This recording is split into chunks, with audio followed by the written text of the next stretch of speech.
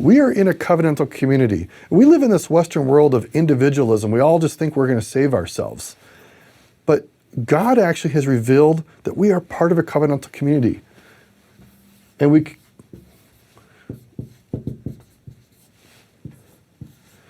so if you look at the King Benjamin triangle, Tyler pointed out how King Benjamin is not putting himself in the place of God talking down to the people.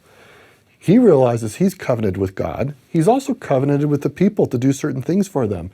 And we listen to the king who's been appointed by God to lead us on the covenant path. And these might be prophets as well.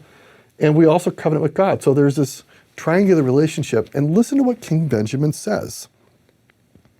Verse 14, I myself have labored with mine own hands.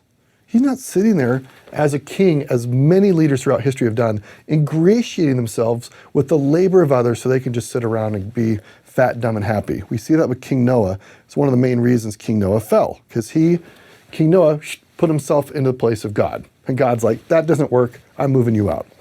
Further, he says, I don't do these things, I have not done these things that I might boast. Neither do I do these things, do I tell these things that thereby I might accuse you, but I tell you that these things, that you may know that I can answer clear conscience before God this day. Meaning, back to Deuteronomy 17, I know my job as a king is to teach you the truth and to model for you how to follow Jesus Christ.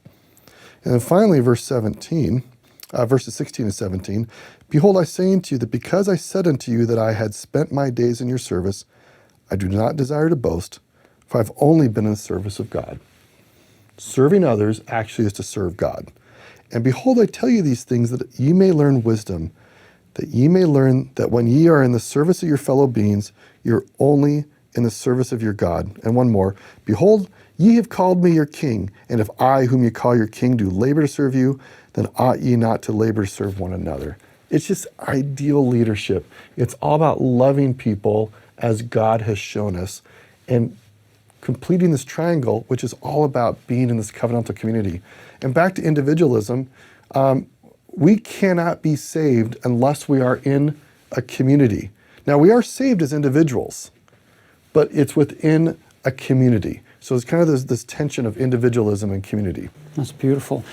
The comparison being to Jesus himself when he tells his apostles, he who is greatest among you shall be the servant of all. Jesus being the ultimate example of the king who serves the people, not to take the glory for himself. Anytime anybody tried to give him the glory, he would deflect it back to Heavenly Father.